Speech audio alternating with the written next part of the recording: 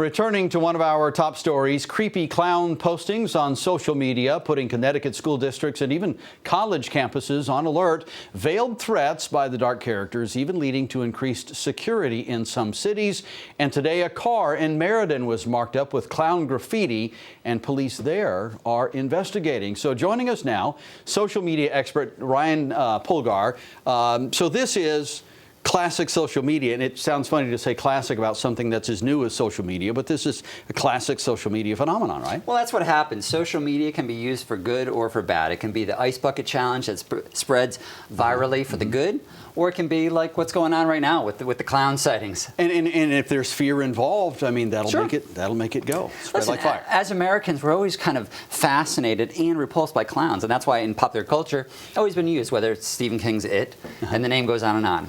So one of the things we were discussing in the newsroom this afternoon is whether this began with some sort of organizing online, and then the sightings began in the forest in the Carolinas, or whether the sightings began in the Carolinas and then the social media followed that. I guess it could be either one, right? It can go either way. Here's the thing. I mean, even what we're covering right now on Fox 61, somebody can be watching at home and say, wait a minute, I've got a clown suit, I can get a clown suit. This isn't something hard to do.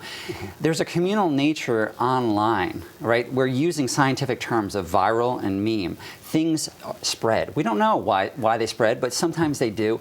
Clowns, obviously, very visceral reaction, so it kind of makes sense that the clown sightings would spread. Cause a little bit of anxiety as well. We had a comment earlier in one of our stories earlier in the newscast, and somebody said that sort of in this age of terrorism, fear is a real motivating factor, and that gets into the social media mix and causes it to mushroom.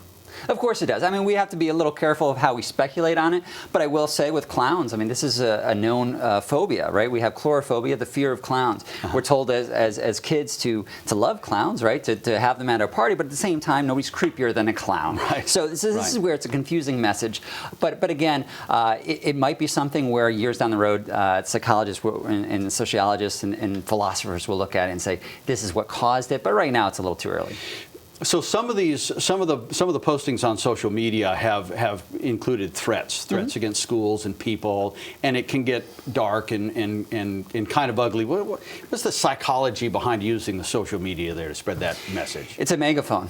So I can talk about something positive that I'm going to do for good, or I can use it as a megaphone for creating chaos. Yeah. And it does, right? Because this is an easy way for somebody sitting at home who wants to cause chaos to get involved, because they know if they do something related to this, that it's going to be covered. So it's very cyclical in nature. The very sense of the media covering it is what potentially causes the promotion of the continuance of the clown sightings. All right, social media expert David Polgar, thank you for joining us today. Thank you, Brian. All right.